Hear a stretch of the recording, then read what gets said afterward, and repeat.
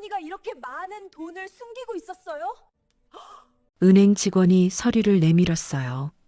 4억 7천만 원, 전액 출금. 며느리는 그 자리에서 주저앉았죠. 내가 쫓아낸 시어머니가, 폐지 주우며 살던 그 시어머니가 이렇게 많은 돈을 숨기고 있었다고? 그리고 저는 그날 알게 됐어요. 제가 얼마나 멍청했는지를요. 새벽 4시, 저는 이불 속에서 이상한 소리를 들었어요. 삐걱. 현관문 여는 소리였어요. 이 시간에 누가 나가? 저는 몰래 창문으로 내다봤죠. 시어머니였어요. 70살 시어머니가 새벽 4시에 폐지 손수레를 끌고 나가고 있었어요. 말도 안 돼. 저는 황당했어요. 시어머니는 매일 새벽 4시에 집을 나갔어요. 그리고 오전 7시쯤 돌아왔죠. 손에는 폐지 몇 개 들고요. 솔직히 말하면요. 저는 시어머니가 폐지 줍는 게 너무 창피했어요. 저는 SNS에서 패션 인플루언서로 활동하거든요. 팔로워 8만 명. 브랜드 협찬도 받고 광고도 찍어요. 한 달에 협찬비만 300만 원씩 들어와요. 그런데 시어머니가 동네에서 폐지를 주우면 어떻게 돼요? 제 이미지가 완전 망가지는 거죠. 이웃들이 수군거리는 소리도 들었어요. 저 집 며느리 인플루언서라며? 근데 시어머니는 폐지 줍네? 참 아이러니하네. 저는 그 말을 듣고 너무 화가 났어요. 그래서 시어머니한테 말했죠. 어머니, 제발 집 밖에 나가지 마세요. 동네 사람들이 다 봐요. 제 일에 지장 생겨요. 시어머니는 아무 말 없이 고개만 끄덕였어요. 알았다. 그게 다였어요. 항변도 안 하고, 설명도 안 하고, 그냥 알았다고만 하더라고요. 저는 그게 더 짜증났어요. 왜 대꾸도 안 해요? 왜 말도 안 해요? 그냥 고개만 끄덕이면 다예요? 하지만 시어머니는 그 뒤로도 계속 고개만 끄덕였어요. 그 뒤로 시어머니는 안방에만 계셨어요. 밥도 안방에서 드시고, TV도 안방에서만 보셨죠. 저는 지인들이 집에 올 때마다 이렇게 말했어요. 어머니, 친정 가셨어요. 거짓말이었어요. 시어머니는 안방에 계셨지만 저는 창피해서 숨긴 거예요. 친구들은 제 집을 부러워했어요. 언니 집 진짜 넓다. 인테리어 예쁘다. 시어머니 없으니까 편하겠다. 저는 웃으며 대답했죠. 응, 편해. 하지만 속으로는 불편했어요. 시어머니가 안방에 계시는 게 마치 집에 귀신이 사는 것 같았거든요. 남편한테도 말했죠. 당신 엄마 때문에 내일에 지장 생겨. 제발 요양원 좀 알아봐요. 남편은 한숨만 쉬었어요. 알았어, 알아볼게. 하지만 남편은 알아보지 않았어요. 그냥 미루기만 했죠. 저는 점점 더 답답해졌어요. 그런데요. 어느 날 밤이었어요. 저는 화장실에 가려다가 시어머니 방 앞을 지나가게 됐죠. 그때 이상한 소리가 들렸어요. 바스락. 종이 넘기는 소리 같았어요. 저는 몰래 문틈으로 들여다봤어요. 시어머니가 뭔가를 세고 있었어요. 돈이었어요. 10,000원짜리 지폐 다발. 시어머니는 돈을 한 장 한 장 세면서 작은 노트에 뭔가를 적고 있었어요. 그런데 액수가 장난 아니었어요. 적어도 몇백만 원은 되어 보였죠. 테이블 위에 쌓인 돈다발이 5개는 좋게 넘어 보였어요. 저는 그 순간 이렇게 생각했어요. 저 돈 어디서 났지? 폐지 주워서 모은 거야? 하루에 8,000원씩 벌어서? 계산이 안 맞는데?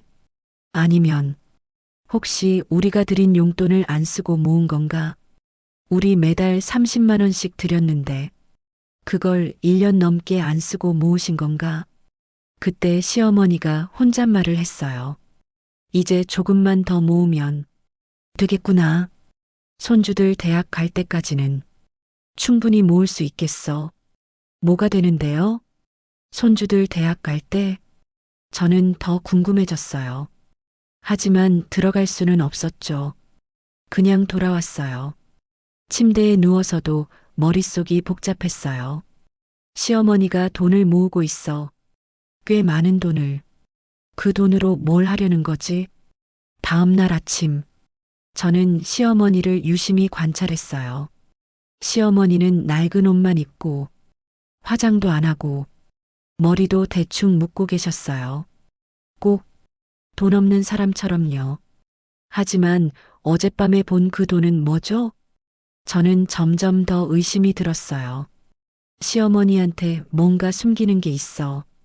분명히 있어. 다음 날 오후, 저는 친구들을 만났어요. 고급 레스토랑에서요. 메뉴판 가격이 1인당 15만 원. 친구 수진이가 먼저 물었죠. 언니, 시어머니는 요즘 어때? 저는 웃으며 대답했어요. 아, 요즘 친정 가셔서 편해. 솔직히 집에 계시면 너무 답답하거든. 다른 친구 미영이도 맞장구 쳤어요. 맞아, 시어머니랑 사는 거 진짜 힘들지. 나도 우리 시어머니 때문에 스트레스 장난 아니야. 수진이가 샴페인을 따르며 말했어요. 근데 언니, 요양원은 안 보내? 보내고 싶죠? 근데 남편이 자꾸 미루네요. 그냥 시어머니가 알아서 나가셨으면 좋겠어요. 미영이가 웃었어요. 그러게, 센스 있게 좀 나가시지. 우리 시어머니도 그래. 눈치가 1도 없어. 저도 웃었죠. 맞아요. 진짜 답답해요. 하지만 속으론 생각했어요. 어젯밤에 본 그 돈. 대체 어디서 난 거지? 식사를 마치고 집에 돌아왔을 때 초등학교 3학년 아들 민준이가 과자를 먹고 있었어요. 그거 누가 사줬어? 할머니요. 할머니가 용돈도 주셨어요. 10,000원이요. 저는 화가 났어요. 제가 용돈 주는데 왜 시어머니가 또 줘요? 시어머니 방으로 가서 물었죠. 어머니, 애한테 돈 주셨어요? 시어머니가 조용히 말했어요. 응, 아이가 가지고 싶어 하길래. 저는 목소리를 높였어요. 제가 다 사줄 건데 왜 어머니가 돈을 줘요? 애벌은 나빠져요. 그리고 어머니는 돈이 어디 있으세요? 폐지 주어서 번 돈 다 어디다 쓰시는 거예요? 시어머니는 아무 말도 안 했어요. 그냥 고개를 숙이고 앉아 계셨죠. 저는 그 모습이 더 짜증났어요. 항상 저래. 말도 안 하고, 대꾸도 안 하고, 그냥 고개만 숙이고 있으면 다 해결돼요? 에휴. 저는 방문을 쾅 닫고 나왔어요. 거실로 나오니 아들이 물었어요. 엄마, 할머니한테 왜 화냈어? 할머니가 용돈 준 건데. 너는 가만히 있어. 어른 일이야. 아들이 입을 삐죽였어요. 할머니 불쌍해. 엄마가 맨날 할머니한테 화내. 뭐라고? 너 지금 엄마한테 대들어? 아니에요. 저는 아들을 자기 방으로 보냈어요. 그리고 소파에 앉아 한숨을 쉬었죠. 왜 다들 날 나쁜 사람으로 만들어? 내가 뭘 잘못했어? 그날 밤 남편이 조심스럽게 말했어요. 여보, 엄마 너무 심하게 대하는 거 아니야?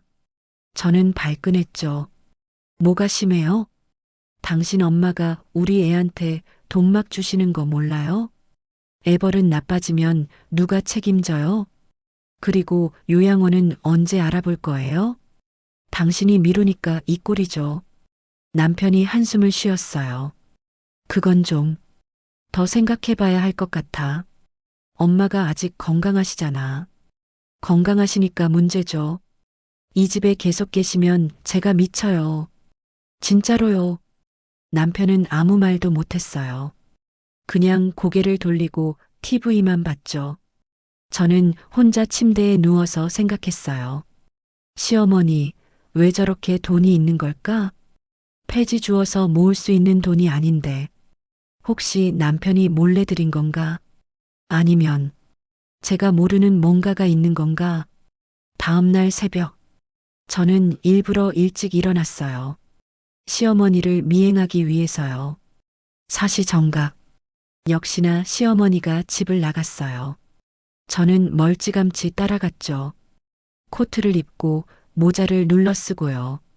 시어머니는 동네 골목을 돌면서 폐지를 주었어요. 박스, 신문, 플라스틱 병, 허리를 숙여서 하나하나 줍는 모습이 솔직히 좀 처량해 보였어요. 하지만 저는 그런 감정을 무시했어요. 저한테 중요한 건 돈의 출처니까요. 1시간 동안 줍더니 고물상으로 갔어요. 저는 모퉁이에 숨어서 지켜봤죠. 고물상 아저씨가 말했어요. 어머니, 오늘도 오셨네요. 매일 같은 시간에 오시니까 이제 익숙해요.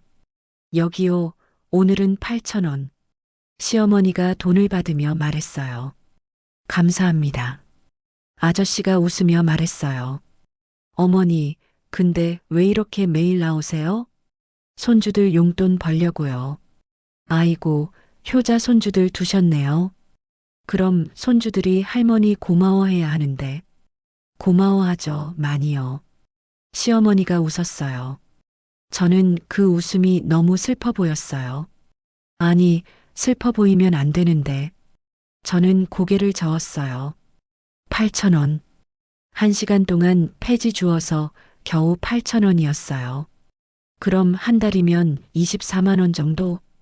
그런데 어젯밤에 본 돈은 몇백만 원이었는데 계산이 안 맞았어요. 분명히 다른 돈줄이 있어. 그런데 그때였어요. 시어머니가 은행으로 들어가는 거예요. 이 새벽 5시 30분에 은행은 당연히 닫혀 있었어요. 하지만 ATM은 24시간이죠. 저는 은행 입구 근처 커피숍에서 지켜봤어요. 시어머니가 ATM 앞에 섰어요. 그리고 통장을 꺼냈죠. 낡은 통장이었어요. 시어머니는 통장을 기계에 넣고 뭔가를 확인했어요.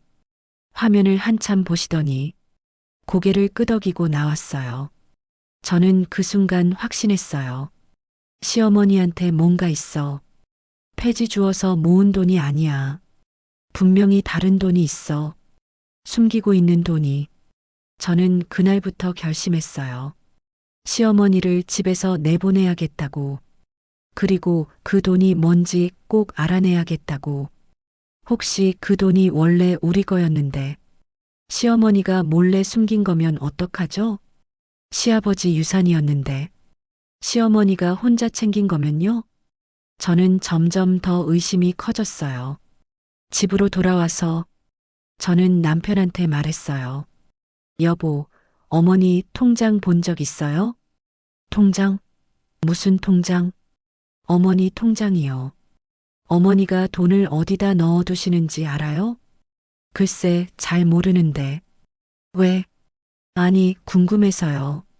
어머니가 용돈 어디서 나오는지. 남편이 이상하다는 듯 저를 봤어요. 왜 갑자기 그런 걸 물어? 그냥요. 저는 더 이상 말하지 않았어요. 하지만 마음속으로 결심했죠. 꼭 알아낼 거야. 시어머니가 뭘 숨기고 있는지. 그날 저녁, 저는 남편한테 단호하게 말했어요. 당신 엄마 이번 주 안에 요양원 보내요. 남편이 놀라서 물었죠. 갑자기 왜 그래? 갑자기가 아니에요. 저 진짜 더는 못 참아요. 근데 여보, 엄마가 어디 아프신 것도 아니고 요양원은 너무한 것 같아. 그럼 원룸이라도 얻어드리든지 해요. 저는 이 집에서 어머니랑 같이 못 살아요. 제 목소리가 점점 커졌어요. 남편이 당황하며 말했어요. 목소리 좀 낮춰. 엄마 들으시겠어. 들으시면 어때요? 어차피 나가실 건데. 남편은 한참을 고민하더니 말했어요. 알았어. 엄마한테 말해볼게. 근데 여보, 정말 이래도 돼? 엄마가 우리한테 뭘 잘못했길래. 잘못한 게 뭐냐고요? 매일 집에만 계시면서 분위기 다운시키고, 손주한테 돈 막 주고, 제 일에 지장 주고, 이게 잘못이 아니에요? 남편은 더 이상 대답하지 않았어요. 저는 속으로 생각했죠. 어차피 시어머니는 돈이 있잖아. 폐지 주어서 모은 돈도 있고, 통장도 있고, 혼자 살 수 있어. 오히려 시어머니한테 좋은 일일지도 몰라. 다음 날, 남편이 시어머니한테 조심스럽게 말했어요. 엄마, 미안한데 당분간 따로 사시는 게 어떨까요? 저는 부엌에서 그 대화를 엿듣고 있었어요. 시어머니는 놀라지도 않았어요. 그냥 조용히 고개를 끄덕였죠. 알았다. 짐 싸마. 남편이 당황하며 말했어요. 엄마 화 안 나세요? 화는 무슨. 너희가 편해야지. 나도 이제 혼자 살 때가 됐어. 엄마. 남편의 목소리가 떨렸어요. 저는 그 모습을 보면서 이상했어요. 왜 이렇게 쉽게 받아들이지? 보통 시어머니들은 울고불고 난리치지 않나? 그런데 시어머니는 너무 담담했어요. 마치 예상하고 있었던 것처럼요. 아니면 이미 준비가 되어 있었던 것처럼요. 시어머니는 하루 종일 짐을 쌌어요. 낡은 옷가지 몇 벌, 낡은 신발 2켤레, 그리고 작은 가방 하나. 그 가방을 들 때 시어머니의 표정이 묘했어요. 뭔가 단단한 걸 꼭 쥐고 있는 것 같았죠. 저는 궁금했어요. 저 가방 안에 뭐가 들어있지? 혹시 그 돈? 저는 시어머니가 화장실 가신 틈에 몰래 시어머니 방에 들어갔어요. 가방을 열어보려고요. 하지만 잠겨 있었어요. 자물쇠까지 채워져 있었죠. 대체 뭘 그렇게 숨기는 거예요? 그때 화장실 물 내리는 소리가 들렸어요. 저는 황급히 방을 나왔죠. 사흘 뒤 시어머니가 집을 나가는 날이었어요. 남편이 물었죠. 엄마, 어디 가실 건데요? 연락처 좀 남겨주세요. 연락처는 나중에 알려줄게. 걱정하지 마. 나 혼자 살 수 있어. 그동안 고마웠어. 민준아. 시어머니가 손주를 불렀어요. 할머니. 민준이가 울면서 달려왔어요. 할머니 어디가? 나 할머니랑 같이 살래. 시어머니가 민준이를 꼭 안았어요. 할머니는 잠깐 다른 데 가서 살 거야. 민준이는 엄마 아빠랑 잘 지내고 공부 열심히 하고 할머니가 모아둔 거 있으니까 민준이 크면 줄게. 할머니. 민준이가 울었어요. 저는 그 모습을 보면서도 마음이 안 움직였어요. 그냥 빨리 나가셨으면 좋겠다는 생각만 들었죠. 시어머니는 민준이를 놓고 작은 보따리 하나 들고 그리고 그 잠긴 가방을 들고 집을 나갔어요. 문이 닫히는 순간 남편이 울먹였어요. 여보, 이러면 안 되는 건데 우리가 너무한 거 아니야? 저는 차갑게 말했죠. 당신 엄마가 알아서 가신 거예요. 우리가 쫓아낸 거 아니에요. 그리고 어머니도 괜찮다고 하셨잖아요. 혼자 살 수 있대요. 하지만 솔직히요. 저는 속이 후련했어요. 드디어 시어머니가 없는 집. 이제 제 마음대로 살 수 있다는 생각에 기분이 좋았죠. 남편이 한숨을 쉬며 말했어요. 엄마 연락처도 안 남기고 가셨는데 괜찮으려나? 괜찮으시겠죠, 뭐. 어머니가 알아서 하시겠죠. 저는 그렇게 말하고 시어머니 방으로 갔어요. 이제 이 방을 어떻게 꾸밀까? 드레스룸으로 만들까? 아니면 홈짐으로 만들까? 생각만 해도 신났어요. 그 뒤로 일주일. 저는 집을 완전히 바꿨어요. 시어머니 방은 드레스룸으로 만들고 거실은 인테리어를 다시 했죠. 벽지도 바꾸고 소파도 새로 샀어요. 500만 원짜리 이탈리아 명품 소파로요. 친구들을 초대해서 홈파티도 열었어요. 수진이가 감탄했어요. 와, 언니 집 완전 달라졌다. 이거 인테리어 비용 얼마 들었어? 한 2천만 원 정도? 저는 웃으며 대답했어요. 응, 그 정도. 시어머니 안 계시니까 마음대로 할 수 있어서 좋아. 미영이가 샴페인을 따르며 말했어요. 부럽다, 진짜. 나도 우리 시어머니 좀 내보내고 싶은데. 그냥 해, 뭐. 언니처럼 요양원 보내든지, 따로 살게 하든지. 수진이가 거들었어요. 맞아, 우리 인생인데. 왜 시어머니 눈치 보면서 살아? 저는 기분이 좋았어요. 친구들이 저를 부러워하는 게, 저를 인정해주는 게, SNS에 올린 사진마다 좋아요가 수백 개씩 달렸죠. 언니 집 진짜 예쁘다. 부러워요, 유유. 인테리어 정보 공유해주세요. 저는 댓글을 보면서 흐뭇했어요. 이제 진짜 내 삶을 사는 기분이었죠. 남편한테도 말했어요. 봐요, 어머니 안 계시니까 얼마나 좋아요? 집도 넓어 보이고, 분위기도 밝아지고, 이게 진짜 우리 집 같아요. 남편은 대답 없이 그냥 고개만 끄덕였어요. 표정이 좀 어두웠지만, 저는 신경 안 썼어요. 남편도 적응하겠지, 뭐. 그런데요. 2주가 지났을 때였어요. 남편이 갑자기 물었어요. 여보, 엄마한테서 연락 왔어? 아니요, 왜요? 나도 안 왔거든. 전화도 안 받으시고, 문자도 익십만 하시고. 그래서 뭐, 알아서 잘 계시겠죠. 근데, 좀 걱정되는데, 엄마가 어디 사시는지도 모르고, 혹시 아프시거나 하면 어떡해. 괜찮으시겠죠? 어머니가 혼자 살 수 있다고 하셨잖아요. 남편은 불안한 표정을 지었어요. 하지만 저는 그냥 넘어갔죠. 솔직히 시어머니 생각 안 하고 싶었거든요. 이제 겨우 자유로워졌는데 왜 시어머니 걱정을 해야 돼요? 3주째 되던 날, 저는 집에서 유튜브 촬영을 하고 있었어요. 홈 인테리어 브이로그였죠. 그때 남편 휴대폰으로 전화가 왔어요. 남편이 전화를 받더니 표정이 굳었어요. 네, 은행이요? 어머니가요? 금고를요? 남편의 목소리가 떨렸어요. 저는 촬영을 멈추고 물었죠. 무슨 일이에요? 남편이 전화를 끊고 말했어요. 은행에서 전화 왔어. 엄마가 금고를 해지하셨대. 금고요? 시어머니가 무슨 금고가 있어요? 나도 몰랐어. 근데 은행에서 확인 좀 해달래. 중요한 거라고. 저는 그 순간 가슴이 두근거렸어요. 혹시 그때 본 그 돈이 금고에 있던 거야? 그럼 얼마나 있는 거지? 남편이 말했어요. 내일 은행에 같이 가자.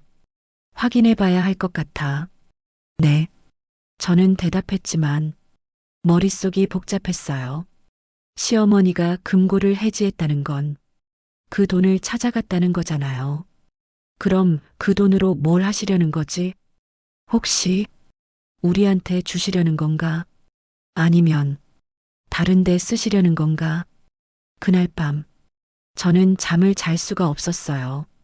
시어머니의 그 잠긴 가방이 계속 생각났거든요. 혹시 그 가방에 금고 열쇠가 있었던 건가? 혹시 시어머니는 처음부터 계획이 있었던 건가? 저는 점점 더 불안해졌어요. 다음 날, 저희 부부는 은행에 갔어요. 은행 직원이 저희를 안내했어요. VIP 고객 전용 라운지였어요. 저는 깜짝 놀랐어요. VIP 라운지? 시어머니가 VIP 고객이었어? 은행 직원이 정중하게 인사했죠. 어서 오십시오. 김영희 고객님의 보호자분들이시죠? 네, 그런데 남편이 물었어요. 저희 어머니가 여기 VIP 고객이었나요? 네, 20년 넘게 거래하신 우수 고객이십니다. 20년? 저는 또 놀랐어요. 직원이 계속 설명했어요. 어머님께서 20년간 보관하신 금고를 해지하셨습니다. 확인차 연락드렸어요. 남편이 떨리는 목소리로 물었어요. 금고에 뭐가 있었는데요? 직원이 서류를 꺼내 보여줬어요. 현금 4억 7천만 원이었습니다. 전액 출금하셨고요. 뭐라고요? 저는 그 자리에서 얼어붙었어요. 4억 7천만 원? 폐지 줍던 시어머니가, 낡은 옷만 입던 시어머니가, 남편도 말을 잇지 못했어요. 그게 무슨, 직원이 차분하게 설명했어요. 어머님께서는 20년 전 남편분께서 남기신 건물을 매각하신 후 그 돈을 금고에 보관하고 계셨습니다. 매달 이자 수익도 상당하셨고요. 그런데 3주 전 전액 출금하셨습니다. 저는 정신이 하나도 없었어요. 4억 7천만 원. 그 돈이 원래 시어머니 거였어? 시아버지가 남긴 유산이었어? 그럼 우리가 받을 수 있었던 거 아니야? 남편이 다급하게 물었어요. 그럼 그 돈은요? 어디다 쓰셨는데요? 직원이 조심스럽게 말했어요. 고아원에 기부하셨습니다. 전액요. 뭐라고요? 저는 비명을 질렀어요. 4억 7천만 원을. 고아원에? 전부 다요? 네, 어머님께서 직접 고아원 원장님과 상담하시고 전액 기부하기로 결정하셨습니다. 저는 그 순간 다리에 힘이 풀렸어요. 의자에 털썩 주저앉았죠. 4억 7천. 그 돈이면 제가 꿈꾸던 강남 아파트도 살 수 있었는데, 명품도 실컷 살 수 있었는데, 전부 다 날려버렸어? 남편이 다급하게 물었어요. 그럼 우리는요? 우리한테는요? 직원이 또 다른 서류를 꺼냈어요. 어머님께서 유언 공증도 하고 가셨습니다. 유언 공증이요? 네, 손주분 명의로 신탁을 설정하셨고요. 손주분이 성인이 되면 직접 받을 수 있도록 조건부로 설정하셨습니다. 그 금액이 얼마인데요? 남편이 물었어요. 약 5천만 원입니다. 어머님께서 따로 모아두신 돈이라고 하셨어요. 폐지 주우시면서 모으신 거라고요. 저는 그제야 깨달았어요. 시어머니가 새벽마다 폐지를 주운 이유, ATM에서 통장을 확인하던 이유, 방에서 돈을 세던 이유, 전부 손주를 위해서였던 거예요. 남편이 떨리는 목소리로 물었어요. 그럼 저희 부부는요? 저희한테는 아무것도 없나요? 직원이 난처한 표정을 지었어요. 유언장에 이렇게 적혀 있습니다. 직원이 서류를 읽기 시작했어요. 내 아들과 며느리에게는 한 푼도 주지 않는다. 그들은 이미 충분히 받았다. 내가 매달 드린 용돈, 손주들한테 몰래 준 간식비, 학원비, 그것만으로도 충분하다. 나는 거지 취급받으며 살았지만 내 돈은 진짜 필요한 곳에 쓰고 싶다. 고아원 아이들에게, 그리고 내 손주에게, 며느리에게는 별도로 편지를 남긴다. 남편이 주저앉았어요. 엄마, 어떻게 이럴 수가. 직원이 마지막으로 봉투 하나를 내밀었어요. 어머님께서 며느리분께 드리라고 하셨습니다. 저는 떨리는 손으로 봉투를 받았어요. 뜯고 싶지 않았어요. 무슨 내용일지 뻔했으니까요. 하지만 남편이 말했어요. 읽어봐. 저는 봉투를 뜯었어요. 편지였어요. 시어머니의 삐뚤빠뚤한 손글씨로 적힌 편지를 읽는 순간 저는 눈물이 났어요. 아니, 눈물이 나야 하는데 눈물조차 나오지 않았어요. 편지에는 이렇게 적혀 있었어요. 며느리에게, 나는 당신이 나를 창피해하는 걸 알았어요. 동네 사람들 오면 친정 같다고 거짓말하는 것도 알았고 폐지 줍는 게 싫은 것도 알았어요. 당신 SNS도 몰래 봤어요. 시어머니 없으니 좋다고 쓴 글도 봤고 친구들한테 나를 거지 같다고 말한 것도 들었어요. 하지만 난 멈출 수 없었어요. 손주들 간식비, 학원비, 용돈. 내가 벌어서 주고 싶었거든요. 당신한테 손 벌리기 싫었어요. 당신은 손주들한테 좋은 엄마예요. 겉으로는요. 하지만 나한테는 좋은 며느리가 아니었어요. 그래도 괜찮아요. 나는 당신을 원망하지 않아요. 다만 이것만 알아주세요. 내가 모은 돈은 내 남편이 남긴 마지막 유산이었어요. 남편은 죽기 전에 말했어요. 여보, 이 건물 팔아서 아들한테 주세요. 아들이 편하게 살 수 있게요.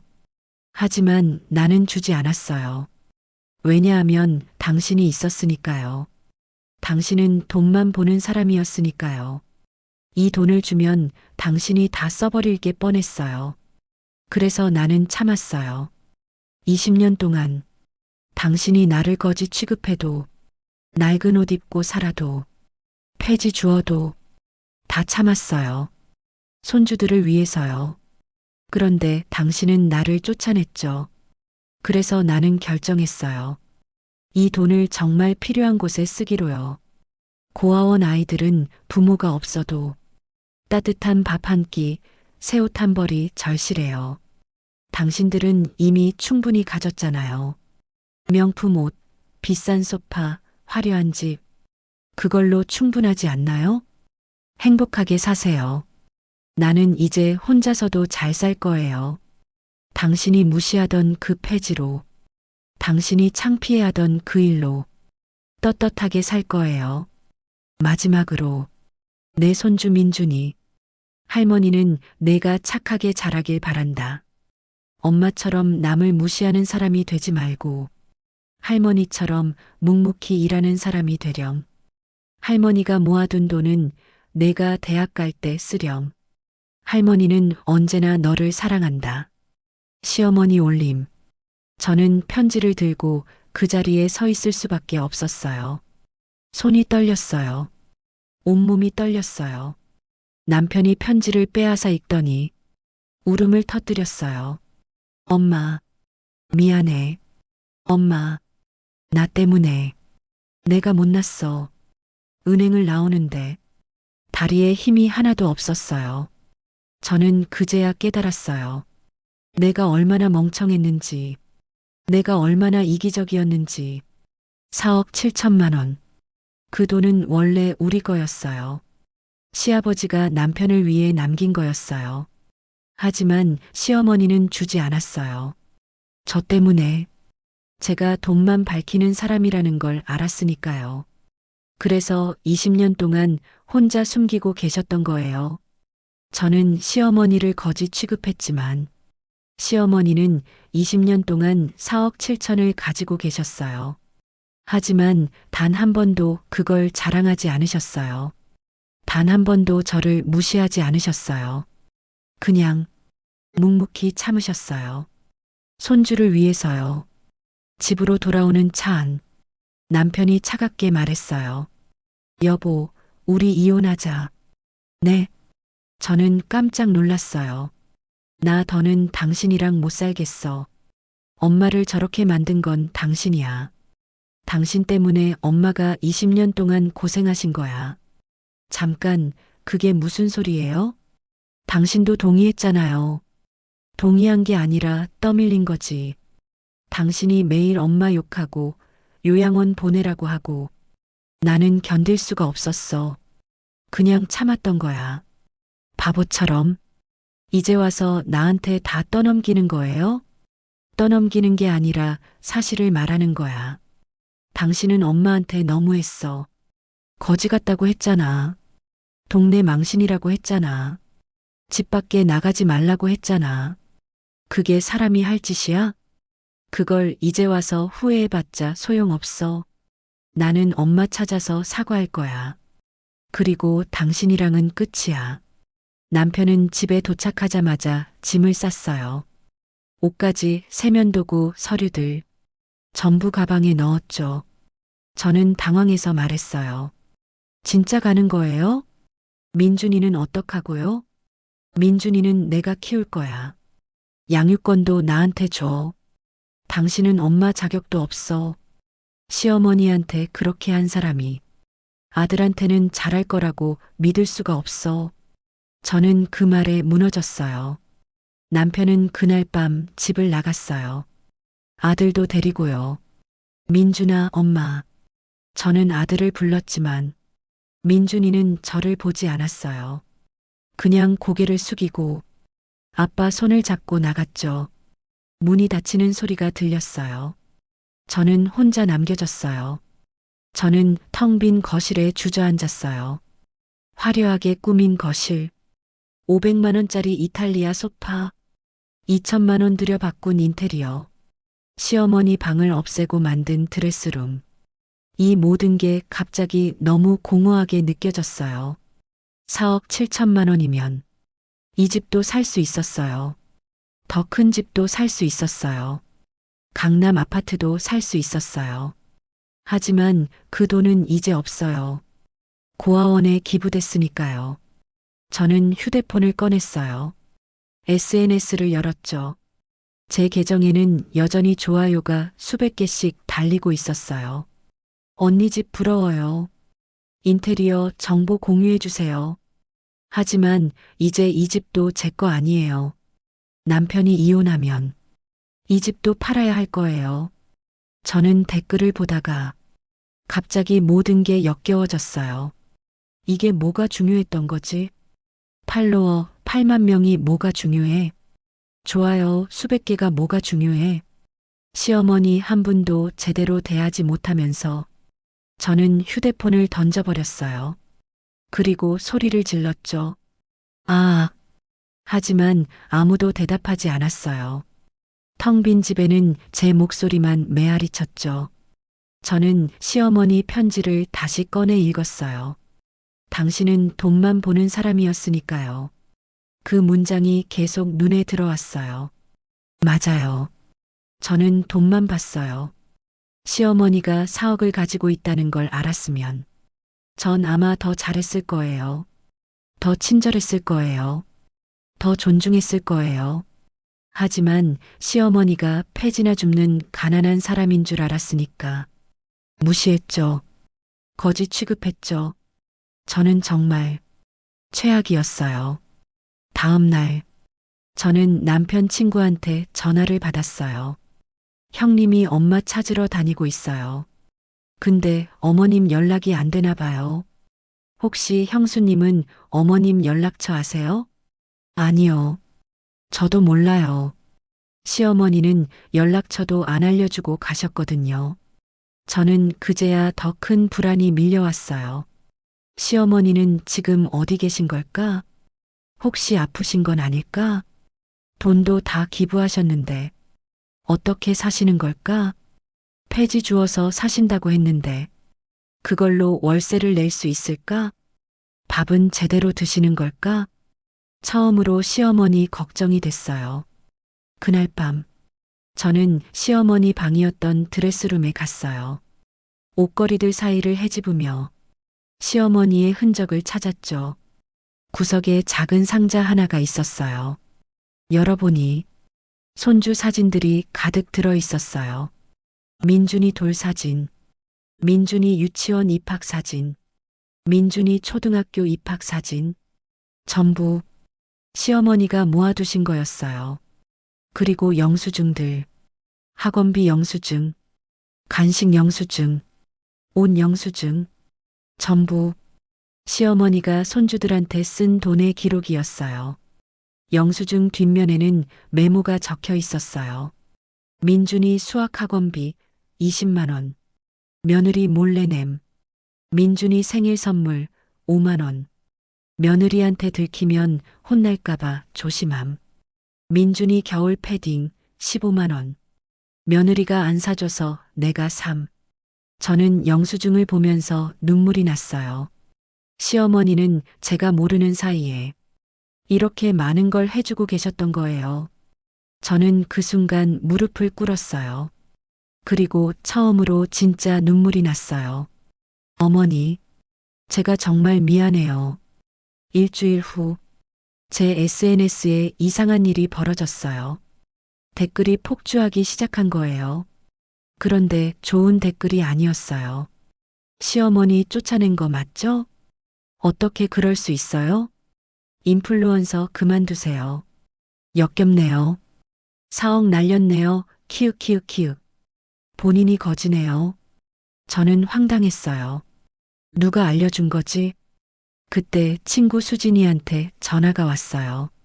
언니, 지금 상황 알아? 언니 남편이 자기 SNS에 다 썼어. 시어머니 이야기. 유산 기부한 것도, 언니가 시어머니 쫓아낸 것도, 전부 다. 저는 남편 SNS를 찾아갔어요. 정말로 남편이 긴 글을 올려놨더라고요. 제목은 이거였어요. 아내 때문에 엄마를 잃었습니다. 글 내용에는 시어머니가 폐지를 주운 이야기, 며느리가 창피해한 이야기, 며느리가 거지 같다고 한 이야기, 4억 7천을 기부한 이야기, 모든 게 다 적혀 있었어요. 댓글은 수천 개였어요. 며느리 최악이네요. 시어머니 불쌍해요. 이런 며느리 처음 봐요. 돈 때문에 사람 무시하면 안 되죠. 인과응보네요. 저는 그날 제 계정을 삭제했어요. 팔로워 8만 명, 협찬, 광고, 전부 다 사라졌죠. 하지만 그것보다 더 큰 걸 잃었다는 게 느껴졌어요.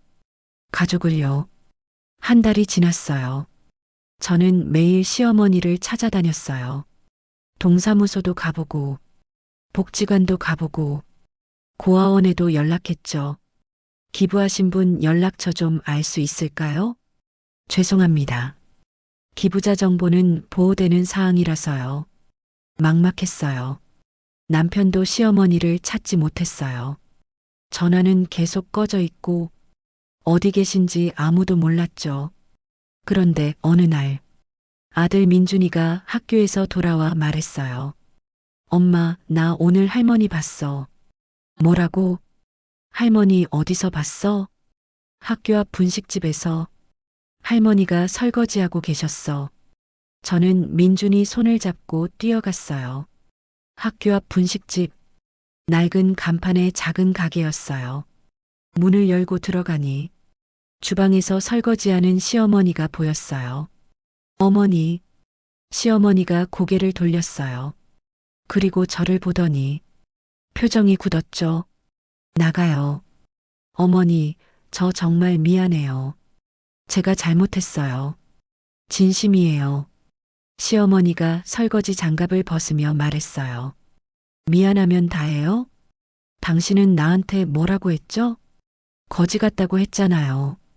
동네 망신이라고 했잖아요. 요양원 보내라고 했잖아요. 저는 말문이 막혔어요. 시어머니가 차갑게 말했어요. 나는 이제 괜찮아요. 여기서 일하면서 월세 받고 살아요. 당신들 없어도 잘 살아요. 그러니까 이제 그만 나타나세요. 어머니, 제발. 그리고 손주도 데리고 가요. 나는 이제 할머니 아니에요. 할머니. 민준이가 울면서 시어머니한테 달려갔어요. 할머니, 나 할머니 보고 싶었어. 할머니 어디 갔어? 시어머니의 표정이 흔들렸어요. 눈가가 붉어졌어요. 하지만 이내 다시 굳어졌죠. 착하게 살아라. 할머니는 이제 못 봐. 그리고 시어머니는 주방으로 들어가 버렸어요. 문을 닫으면서 마지막으로 말했어요. 다신 오지 마세요. 당신 때문에 일 못해요. 저는 민준이와 함께 밖으로 나왔어요. 민준이가 울면서 말했어요. 엄마 때문이야. 엄마가 할머니한테 못되게 해서 할머니가 우리 안 만나주는 거야. 민준아, 나 엄마 싫어. 할머니한테 사과해. 민준이가 제 손을 뿌리치고 뛰어갔어요. 아빠한테로요. 저는 혼자 그 자리에 남았어요. 비가 내리기 시작했어요. 저는 우산도 없이 그냥 서 있었어요. 빗속에서 2주 후 남편한테서 법원 서류가 날아왔어요. 이혼 조정 신청서. 남편은 진짜로 이혼하려는 거였어요. 저는 남편을 만나러 갔어요. 제발 한 번만 더 생각해줘요. 내가 잘못한 건 맞아요. 하지만 우리 민준이도 있잖아요. 남편이 고개를 저었어요. 민준이는 내가 키울 거야. 양육권은 나한테 줘. 당신은 더 이상 우리 가족이 아니야. 조정 당일, 저는 법원에 혼자 앉아 있었어요. 남편이 들어왔어요. 시어머니도 함께요. 저는 시어머니를 봤지만 시어머니는 저를 보지 않았어요. 조정위원이 말했어요. 양측 모두 이혼에 합의하셨습니까? 남편이 대답했어요. 네. 저는 대답할 수 없었어요. 조정위원이 다시 물었어요. 부인? 저는 고개를 들어 남편을 봤어요.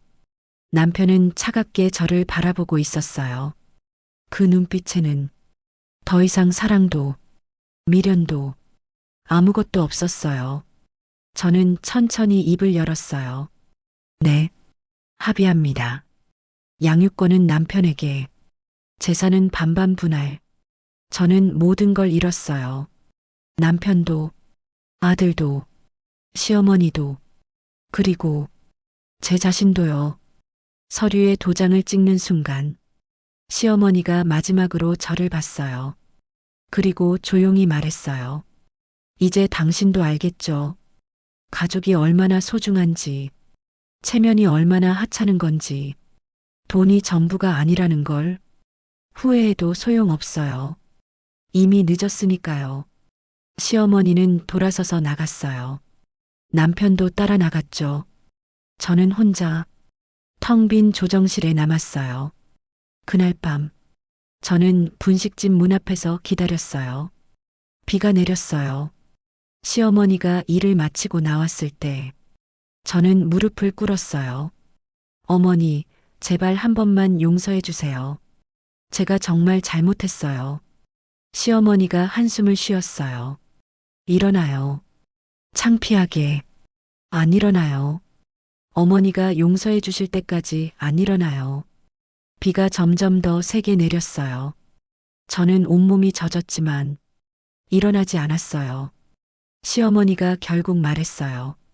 당신이 미안하다고 뭐가 달라져요? 내가 당신한테 느낀 모욕감이 사라져요? 내가 새벽마다 폐지 주우면서 느낀 수치심이 없어져요? 아니잖아요. 당신은 그냥 외로운 거예요. 남편도 떠나고 아들도 떠나고 이제 혼자 남아서 무서운 거예요. 나한테 진심으로 미안한 게 아니에요. 시어머니의 말이 제 가슴을 찔렀어요. 맞았어요. 저는 외로웠어요. 무서웠어요. 하지만 그것만은 아니었어요. 진짜로 미안했어요. 너무 늦게 깨달았지만요. 시어머니가 마지막으로 말했어요. 이제 그만 일어나요. 그리고 다시는 나 찾아오지 마세요. 나는 이미 당신을 포기했어요. 당신도 나를 포기하세요. 그렇게 사는 게 우리 둘 다 편할 거예요. 시어머니는 우산도 씌워주지 않고 그냥 가버렸어요. 저는 비를 맞으며 그 자리에 무릎 꿇고 있었어요. 얼마나 지났을까요? 누군가 우산을 씌워줬어요. 고개를 들어보니 분식집 주인 아저씨였어요. 일어나세요. 감기 걸리겠어요. 저는 천천히 일어났어요. 아저씨가 말했어요. 어머님 참 좋은 분이세요. 여기서 일하시면서 항상 손주 이야기만 하세요. 손주가 얼마나 착한지, 손주가 얼마나 공부를 잘하는지. 며느리 이야기는요? 며느리요? 며느리는 좋은 엄마래요. 아이를 잘 키운대요. 저는 그 말에 또 눈물이 났어요. 시어머니는 저를 미워하면서도 남들 앞에서는 좋은 며느리라고 말씀하셨던 거예요. 저는 정말 최악이었어요. 6개월이 지났어요. 저는 작은 원룸에서 혼자 살고 있어요. SNS는 완전히 그만뒀어요. 협찬도 광고도 전부 끊겼죠. 이제 저는 그냥 평범한 사람이에요. 마트에서 계산 알바를 하면서 하루하루 살아가고 있어요. 가끔 민준이를 만나요. 한 달에 한 번. 남편이 허락한 면회 시간이죠. 어제도 민준이를 만났어요. 민준이가 물었어요. 엄마, 언제 우리 다시 같이 살아? 저는 대답할 수 없었어요. 대신 이렇게 말했죠. 엄마가 많이 미안해. 엄마가 잘못했어. 민준이가 고개를 끄덕였어요. 할머니가 그러는데 엄마도 언젠가는 알게 될 거래. 뭘? 진짜 소중한 게 뭔지. 저는 쓴웃음이 나왔어요. 이미 알았어요. 너무 늦게 알았지만요. 민준이와 헤어지고 집으로 돌아오는 길. 저는 분식집 앞을 지나갔어요. 시어머니는 여전히 그곳에서 일하고 계셨어요. 창문 너머로 보이는 시어머니의 뒷모습. 예전처럼 구부정했지만 어딘가 담담해 보였어요. 저는 들어가지 않았어요. 시어머니가 원하지 않으니까요. 그냥 멀리서 바라만 봤죠. 어머니, 건강하세요. 제가 할 수 있는 건 그것뿐이었으니까요. 집으로 돌아와 침대에 누웠어요. 천장을 바라보다가 예전 생각이 났어요. 시어머니가 방에서 돈을 세던 날. 그때 제가 들어가서 물었어야 했어요. 어머니, 혹시 힘든 일 있으세요? 도와드릴 게 있으세요? 그랬다면 어땠을까요? 지금쯤 우리는 여전히 가족이었을까요? 하지만 이미 늦었어요. 시간은 되돌릴 수 없으니까요. 후회해도 소용없어요. 이미 늦었으니까요. 이야기 여기까지입니다. 누군가에게는 이 이야기가 너무 극단적으로 보일 수도 있어요. 하지만 현실은 더 잔인할 때가 많아요. 가족은 언제나 곁에 있을 거라 생각하지만 어느 날 갑자기 사라질 수도 있어요. 그리고 그때 후회해도 이미 늦은 거예요. 체면이나 남의 시선보다 내 곁에 있는 사람이 더 소중하다는 것. 돈이나 명품보다 따뜻한 말 한마디가 더 값지다는 것. 너무 늦게 깨닫지 말았으면 좋겠어요. 저처럼요. 오늘 이 이야기가 여러분 마음을 조금이라도 대신해 줬다면 좋아요 한 번만 눌러주세요. 그리고 이런 이야기가 더 필요하다면 구독으로 함께 해주시면 감사하겠습니다. 이야기 끝에 늘 하나만 여쭤봅니다. 지금 어디에서 듣고 계신가요?